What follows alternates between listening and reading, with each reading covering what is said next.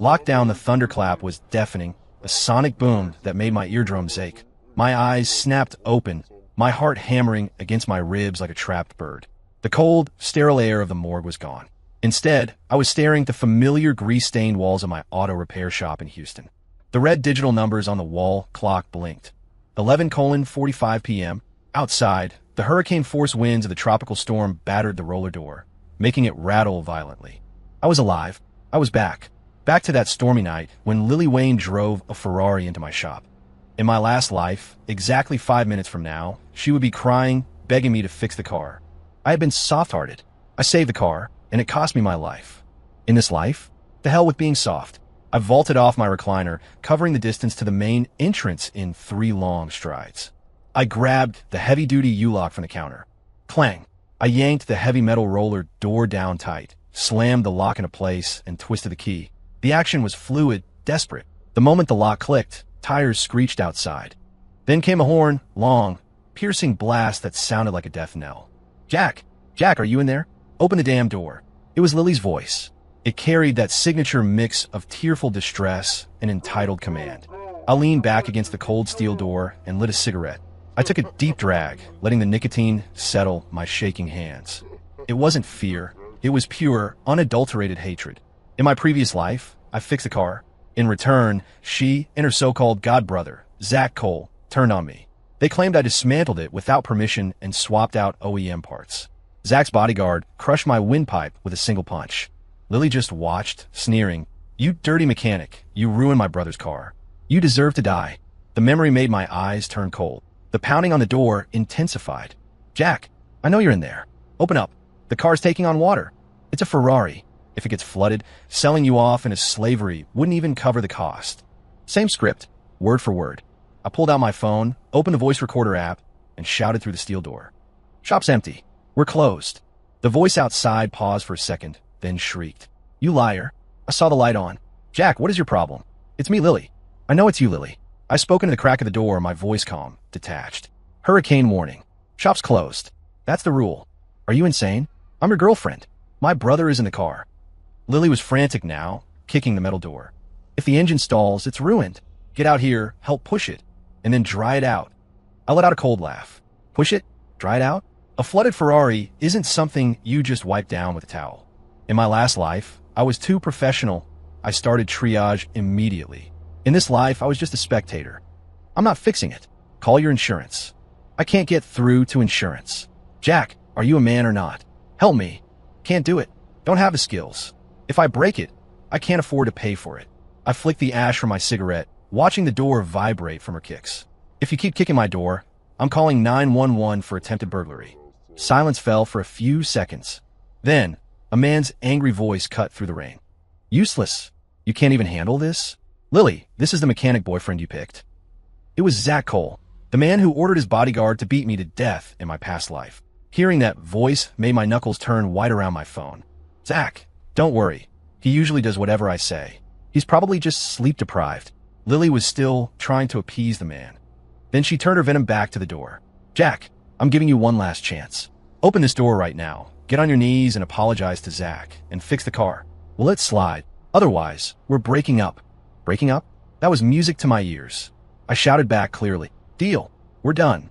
The second ignition, the explosion outside, was immediate. You, what did you say? You're dumping me? Lily screeched. Jack Ford, don't you dare regret this. If you don't open this door right now, I won't forgive you even if you crawl back to me begging. I ignored her and walked up to the second floor window. Through the slats of the blinds, I looked down at the farce unfolding below. The red Ferrari SF90 straight ale was sitting in the rising water like a drowned rat. The water level was already halfway up the wheels. With this much standing water, as long as they didn't attempt a secondary ignition, the engine might still be salvageable. A tow truck and a deep clean would cost a few grand, maybe 10. But in my last life, trying to impress Zach, Lily had insisted on trying to start again. That single action caused the connecting rod to bend and shatter the cylinder block. Total loss. $1 million supercar turned into scrap metal. And that was why she pinned it all on me. Down below, Zach was sitting in the passenger seat, looking furious. Enough. Why are you wasting breath on a broke loser? The longer the car sits in the water, the worse it gets. Zach yelled, let's go. Find another shop. Lily was panicking. The rain had ruined her makeup, making her look pathetic. Zach, this is the only shop for miles. Everything else is closed. Then drive it there. Zach roared. Lily gritted her teeth, shot a look of pure malice at my closed shutter, and muttered, Jack, you heartless prick. Just you wait. She climbed back into the driver's seat. I held my breath, aiming my phone's camera down at the street. This was the moment. The Ferrari's taillights flickered. Then came a sound that sets any mechanic's teeth on edge. A sickening metallic crunch followed by a dull boom. Gut thunk bung. That was the sound of a connecting rod snapping and punching a hole through the engine block. In the quiet of the storm, it was deafening. The car shuddered violently, belched black smoke, and died completely. I stopped the recording, a cold smirk playing on my lips. Got them. Secondary ignition in standing water. Insurance claim denied. Not even God could save that engine now. Zach's roar erupted from inside the car. What the hell are you doing? I told you to go easy on the gas. Zach, I don't know. It just made a noise. Lily was sobbing, her voice trembling. Is it broken? Zach, can it be fixed? Fixed? You destroyed it. The engine is hydrolocked. It's totaled. Smack. Zach backhanded Lily across the face. Even through the rain and the glass, I saw her head snap to the side. This car is worth $5 million. Selling your whole trashy family wouldn't cover the damages. Lily clutched her face, wailing into the storm. Suddenly, she whipped her head around, staring up at my second-floor window. She couldn't see me, but I knew exactly what she was thinking. She was looking for a scapegoat. In the last life, it was me. In this life, who else could she blame? The rain intensified, water lapping at the exhaust pipes. They argued in the car for a while longer until Zach made a call. 20 minutes later, a black luxury SUV pulled up and whisked them away. They left the totaled Ferrari sitting alone in front of my shop. A massive, $1 million ticking time bomb. I went back downstairs and checked the surveillance system. Perfect. The 4K cameras had captured everything from multiple angles. Lily getting back in, the startup attempt, the smoke, and Zach striking her. I backed up the footage 3 ways. Cloud, external hard drive, and a copy sent to my lawyer buddy. Only after securing the evidence did I feel the exhaustion hit me. The phantom pain of shattered bones from my past life seemed to throb in my neck. I rubbed my throat. This time, you're the ones who are going to bleed. The next morning, the rain stopped. As soon as I unlocked the front door, I saw Lily standing next to the Ferrari. She had changed clothes and fixed her makeup. Aside from some swelling on one side of her face, she looked normal. Seeing me, she immediately put on her pitiful, doe-eyed mask. Jack, finally, you're up. She walked over, trying to link her arm through mine. I was just too stressed last night. My attitude was bad. Don't be mad at me. I sidestepped her like she was radioactive waste. Speak your piece. Don't touch me. Lily stiffened, a flash of hatred crossing her eyes before she buried it. Jack, the car broke down right in front of your shop last night. Can you take a look at it? If you fix it for me, I'll pretend I never heard you break up with me last night. She pulled a key fob from her purse and held it out. Her eyes held that familiar arrogance, as if letting me fix this car was a favor she was granting me. I looked at the key and laughed. Lily, do you think I'm an idiot? That engine threw a rod last night. It's totaled. The block is cracked. Jesus himself couldn't fix it, I said flatly. Also, we are broken up. Clean up your own mess. The frame job. Lily's face twisted into an ugly snarl. She clearly hadn't expected me to reject her so brutally. In the past, if she even pouted, I'd climb mountains for her. Jack Ford, don't be ungrateful. She slammed the key fob onto the pavement. The car broke down in front of your shop. You have a liability here. If you hadn't refused to open the door last night, would the car have flooded? Would it have broken? This is your fault. You have to fix it. If you can't fix it, you pay for it. There it was. Gangster logic. I let out a harsh laugh, bent down, picked up the expensive key fob, and tossed it casually into the storm drain at the curb. Plop. You. Lily's eyes bulged. Since it's totaled, what do you need the key for? I dusted off my hands. Let me give you a quick lesson in law. I wasn't open. I didn't accept the job. I didn't touch the car. You drove it. You started it again in high water. What does that have to do with me? You saw it. Lily went pale, realizing I knew exactly what happened. If you don't want people to know, don't do it. I pointed to the cameras mounted under the eaves. Everything is recorded. Lily followed my finger, her face draining of blood. Just then, a Porsche Cayenne roared up to the curb. Zach Cole stepped out, flanked by 2 hulking men in tight t-shirts. I recognized them, the same bodyguards who had beaten me to death in the previous timeline. My muscles tensed instinctively. What's the holdup? Is it handled? Zach took off his sunglasses, looking impatiently at Lily. Zach, he won't fix it. and he says he has surveillance. Lily, finding her backup, immediately ran to him, sobbing and exaggerating. He even threw the key in the sewer. His attitude is horrible. Zach sneered, walking up to me. He was taller than me, trying to use his height to intimidate. Kid, you got some nerve. I heard you left us to die last night. Ruined my car. He poked a finger toward my chest. How are we going to settle this? He raised a hand to slap my face. I took a step back, dodging it effortlessly. Zach Cole, right? Watch your mouth. Lily destroyed the car, not me. I have a video. Do you want me to send it to your insurance company? At the mention of insurance, Zach's eyes flickered with panic. Secondary ignition in a flood is an automatic denial of coverage. Unless someone could prove the damage happened during a professional repair, or prove the car was damaged due to improper instruction by a liable third party. Me. Zach smiled a nasty, predatory grin. Video? What video? He jerked his head at his goons. Go check the gentleman's security system. I think it's malfunctioning. The two bodyguards cracked their knuckles and moved toward the shop door. They were going to destroy the hard drives. I stood in the doorway, a heavy 40mm wrench suddenly in my hand. It was solid steel, heavy enough to shatter a kneecap. You step inside, it's trespassing. In Texas, I have the right to defend my property. Oh, you want to play tough? Zach scoffed. Cripple him. I'll pay the bail. The bodyguards didn't take me seriously. They charged. In my last life, I was unprepared. This time I was ready. I didn't fight them head on. Instead, I slammed my hand against a red panic button installed just inside the door frame.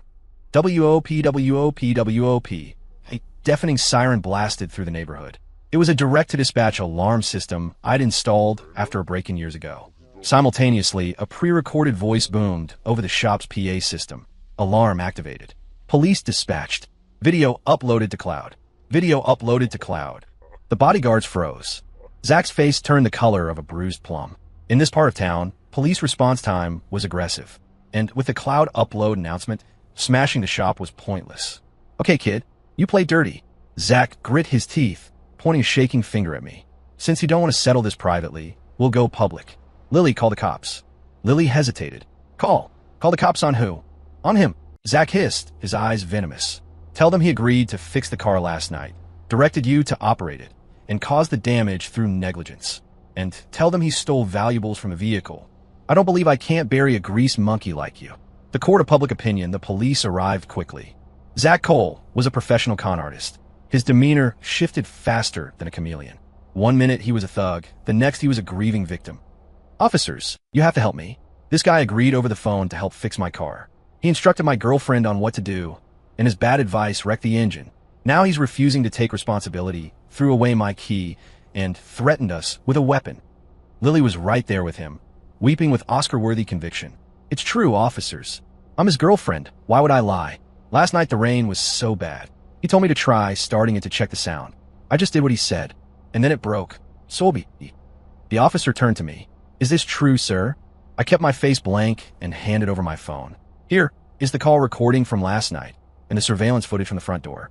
The audio proves I explicitly refused service and warned against restarting the engine.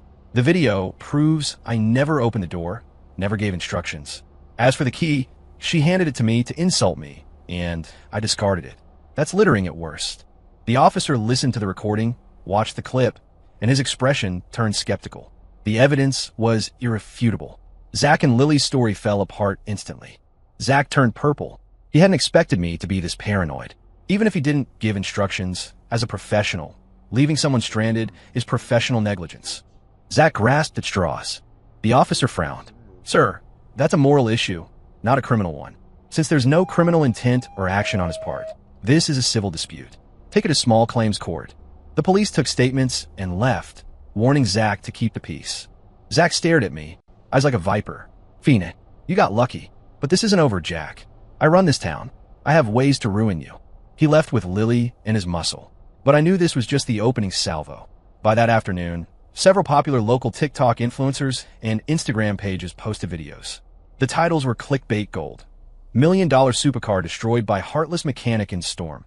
And girlfriend begs in rain, mechanic boyfriend refuses help. Toxic masculinity at its worst.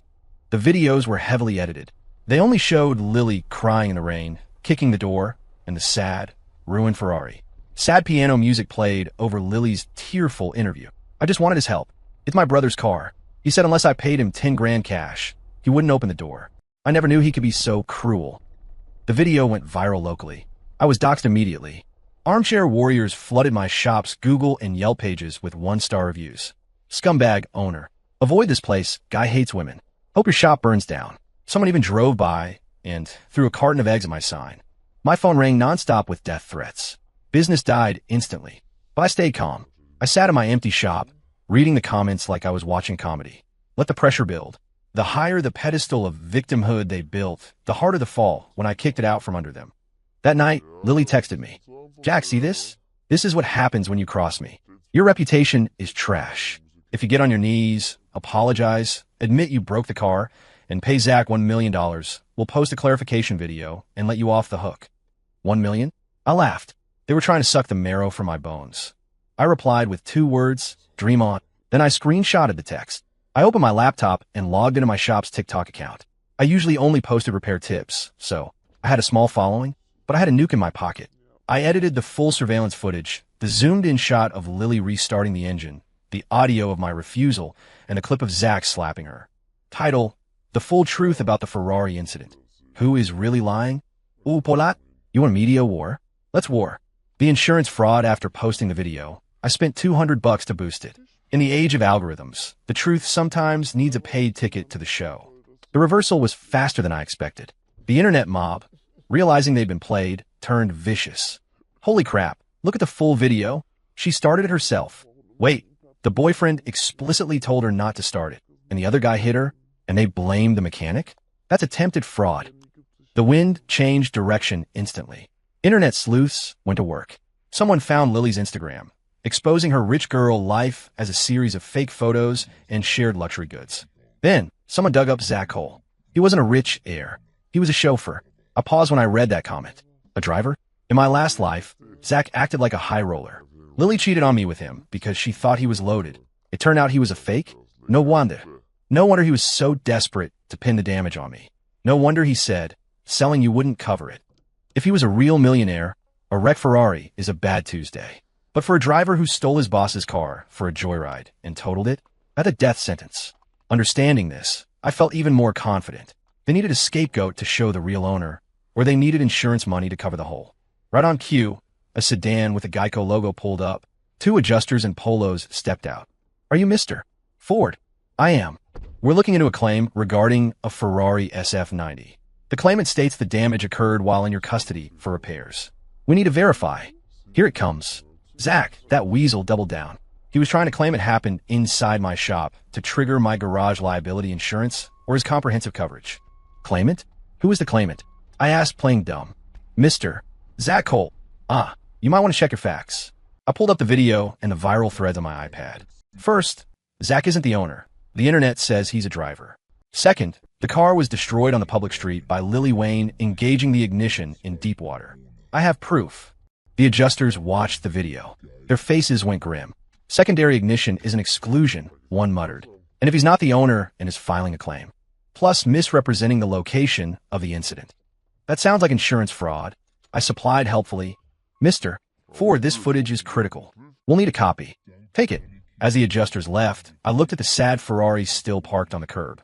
Zach, you just turned a debt into a felony. An hour later, Lily called. This time, she wasn't arrogant.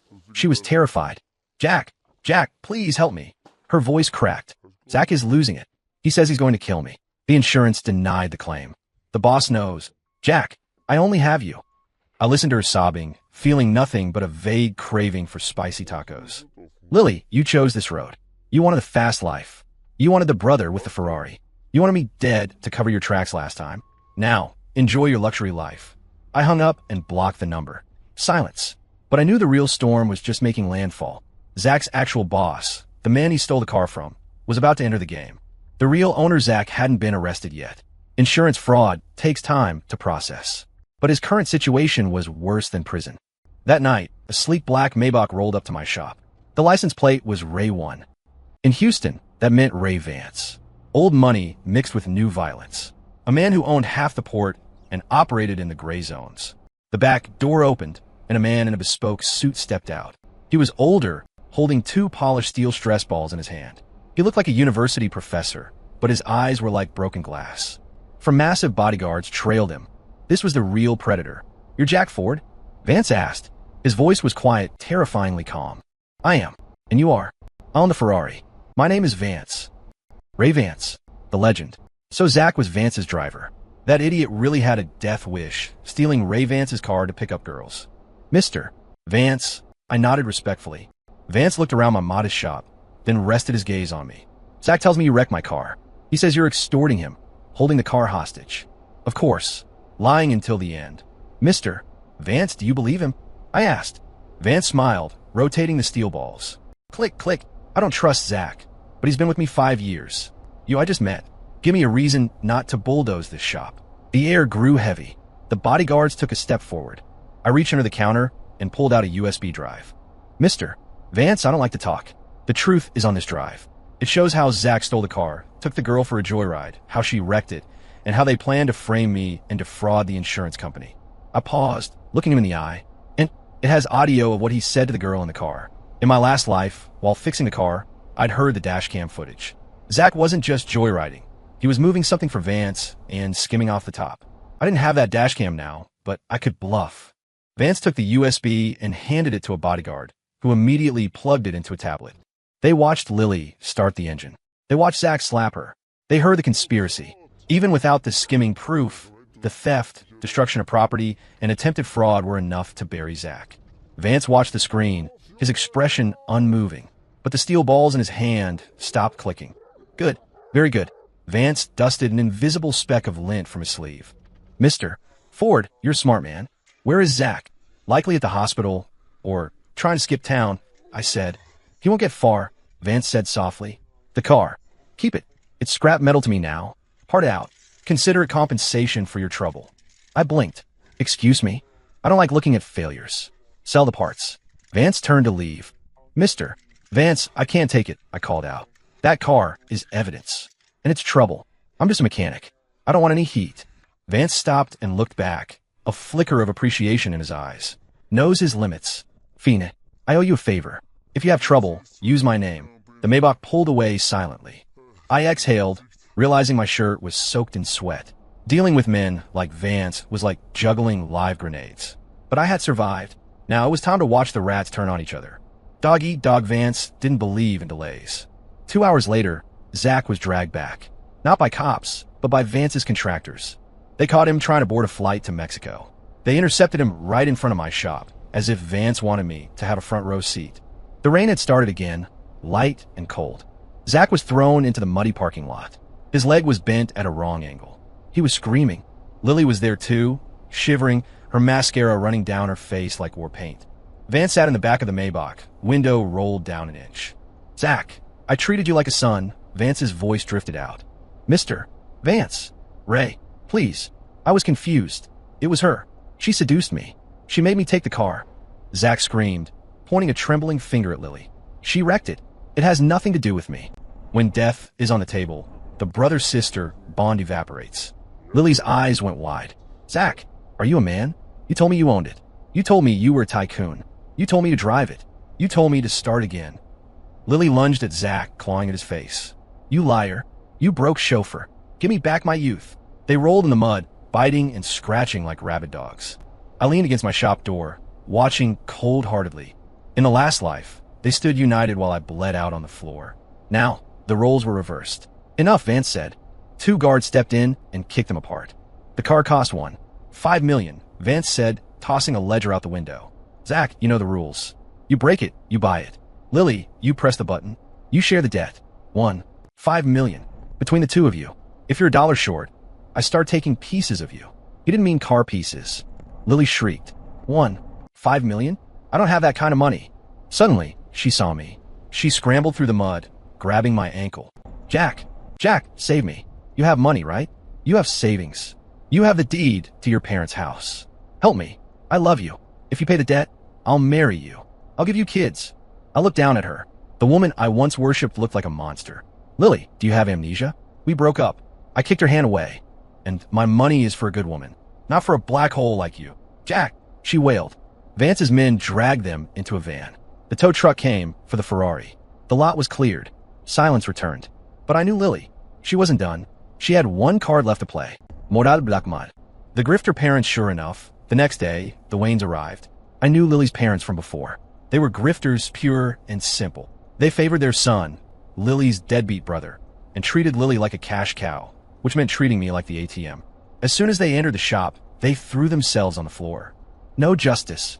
The heartless ex-boyfriend is driving our daughter to suicide, her mother screamed. You slept with her for 3 years, and now that she's in trouble, you leave her to die? A crowd gathered. This was prime drama. Her father, a man who smelled permanently of cheap beer, pointed a yellowed finger at me. Jack Ford, have a heart. She gave you her best years. You owe her a breakup fee. We don't ask for much. Just pay off her debt to Mr. Vance, and we'll call it even. Pay $5 million to call it even. I laughed. In a last life, after I died, they took my life insurance and savings to buy their son a new truck. They let the city dispose of my ashes because an urn was too expensive. Are you done? I asked. I sat on a stool in the doorway and held up my phone. Hey TikTok, Instagram Live, are you hearing this? The parents froze. This is the godbrother Ferrari girl's family. Her daughter cheated on me, wrecked a stolen car, owes a mobster one, $5 million, and now they want me, the ex, to sell my shop to pay for it. The live stream comments were flying. The audacity. Is this real life? Call the cops. You, turn that off. The mother scrambled up, tried to grab the phone. Touch me, and I pressed charges for assault. I said calmly. And let me remind you, Ray Vance is looking for money. If you want to help your daughter, I suggest you sell your house. Or your kidneys. Coming here won't print money. At the mention of Vance, the old man paled. They knew the name. They were grifters, but they weren't suicidal. You just wait. The father grabbed his wife. Let's go. They scurried away like rats exposed to light. The comments cheered, but I didn't feel happy. I knew that cornering a wild animal is dangerous. Lily had no options left. Zach was ruined. Her parents were useless. Her only way out was me. Specifically, my life insurance. Fire in the hole the next few days were quiet. Too quiet. I upgraded my security. Fire-resistant shutters. Smoke detectors. Industrial-sized fire extinguishers placed every 10 feet. I slept in the shop office with a baseball bat and one eye open. A week later, on a moonless night, it happened. I woke to a subtle scratching sound at the back door. Then the unmistakable smell of gasoline wafted under the gap. She was here. I didn't turn on the lights. I moved silently to the monitors. The infrared camera showed a figure in a black hoodie pouring liquid from a jerry can all over my back entrance. It was Lily. She was muttering to herself, a manic, broken sound. Jack, if you won't help me, we die together. The shop burns. You have accidental death insurance. I'm still the beneficiary. I can pay Ray. Her logic was psychotic.